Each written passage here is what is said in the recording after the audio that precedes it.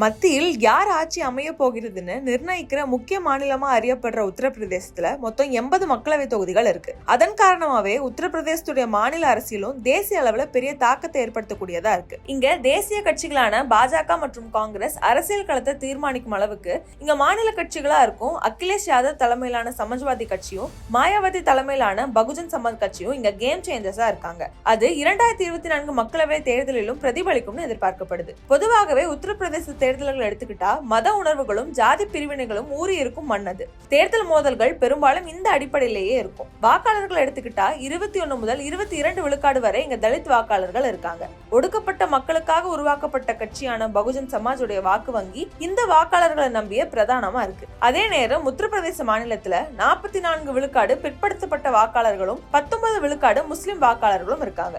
முஸ்லிம்கள் மற்றும் யாதவர்களின் கட்சியாக அறியப்பட்ட சமாஜ்வாதி கட்சி இவங்களோட வாக்குகளை நம்பிதான் இருக்கு. பாஜக பெரும்பாலும் உயர் சாதியா இருக்கும் பிராமணர்கள் மற்றும் தாக்கூர் சமூக வாக்குகளை அறுவடை செய்யும் கட்சியா இருக்கு. இதனால 10 ஆண்டுகளா மத்தியில் ஆட்சியில் இருக்கும் பாஜகவை வீழ்த்தணும்னு பெரும் கனவோடு உருவாக்கப்பட்ட இந்தியா கூட்டணியில தொடர்ந்து சிறுபான்மையினரின் குறிப்பா தலித் மக்களின் குரலாக இயங்கி வரும் மாயாவதியின் பகுஜன் சமாஜ் கட்சியும் இடம்பெறும் எதிர்பார்க்கப்பட்ட நிலையில கூட்டணியே இல்லாம தனிச்சு போட்டியிடுறதா அறிவிச்சாங்க பகுஜன் சமாஜ் கட்சி. இப்பொழுது பகுஜன் சமாஜ் உடைய வேட்பாளர் தேர்வு பாஜகவுக்கு எதிராக அமைய போகிறதா இல்ல இந்தியா கூட்டணியில இடம்பெற்றிருக்கும் காங்கிரஸ் மற்றும் சமாஜ்வாதி கட்சியின் வாக்குகளை பிரிக்குமா என்ற கேள்வியை எழுப்பியிருக்கு.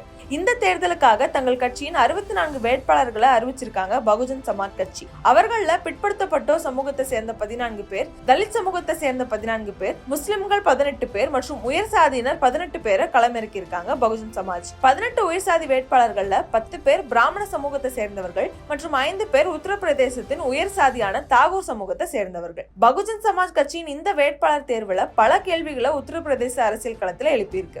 ஆனா இந்த தேர்வு என்டிஏ கூட்டணியை விட இந்தியா கூட்டணியை அதிகம் பாதிக்கும்னு அம்மாநிலத்தின் அரசியல் தெரிந்தவர்கள் சொல்றாங்க. பிஎஸ்பி களமிறக்கி இருக்கும் உயர் சாதியின வேட்பாளர்கள் பாஜகவின் ஓட்டுகளை பிரிக்க வாய்ப்புகள் இருக்கிறதாகவே சொல்லப்படுது. குறிப்பா தலித் மக்களுக்காக உருவாக்கப்பட்ட கட்சியின் அடையாளப்படுத்தப்படுற பகுஜன் சமாஜ் கட்சியில உயர் சாதியினர் போட்டியிடுறது 2 சாதியினர் வாக்குகளையும் ஒண்ணு சேர்த்து பாஜக வெற்றிக்கு சவால் விட வாய்ப்புகள் இருக்கு. ஆனா இன்னொரு பக்கம் பகுஜன் சமாஜ் கட்சியின் முஸ்லிம் வேட்பாளர்கள் இந்தியா கூட்டணியின் வாக்குகளை அதிக அளவுல பிரிக்க வாய்ப்பு இருக்கு. வேட்பாளர்கள் அறிவிப்புல தாமதம் காட்டி வந்த மாயாவதி என்டிஏ மற்றும் இந்தியா கூட்டணி தங்களுடைய வேட்பாளர்கள் அறிவித்த பின்னரே அதுக்கு கவுண்டர் அட்டாக்காகவே தங்களுடைய வேட்பாளரை அறிவிச்சிருக்காங்க. குறிப்பா 4 தொகுதிகள்ல இந்தியா கூட்டணியின் முஸ்லிம் வேட்பாளர்களை எதிர்த்து பகுஜன் சமாஜ் கட்சியின் முஸ்லிம் வேட்பாளர்கள் களமிறக்கப்பட்டிருக்காங்க. இதனால ஓட்டுகள் பிரிக்கப்பட்டு பாஜகவுக்கு வெற்றி எளிதாகிவிடும் சொல்லப்படுது. வேட்பாளர் அறிவிப்புக்கு முன்னாடியே மாயாவதியின் பகுஜன் சமாஜ் கட்சி பாஜகவின் பி டீமா தான் இருக்காங்கன்னு தொடர்ந்து குற்றம் சாட்டி வந்தாரு சமாஜ்வாதி கட்சியின் தலைவர் அகிலேஷ் யாதவ். அதே போல தற்போது பகுஜன் சமாஜ் கட்சியின் வேட்பாளர்கள் பாஜகவை விட இந்தியா கூட்டணிக்கு அதிகம் சேதத்தை ஏற்படுத்த வாய்ப்பு இருக்குன்னு வெளியாகி இருக்கும் கணிப்புகள் அவருடைய சந்தேகத்துக்கு வலு சேர்த்திருக்கிறதா சொல்றாங்க அரசியல் விமர்சகர்கள். அதோட பகுஜன் சமாஜ் கட்சியின் இலக்கு பாஜக இல்ல சமாஜ்வாதி கட்சியை கணக்கில் கொண்டே மாயாவதி இந்த முடிவு எடுத்திருப்பதா எதிர்கட்சிகள் மட்டுமல்ல அரசியல் விமர்சகர்களும் விமர்சனங்களை முன்வச்சிருக்காங்க.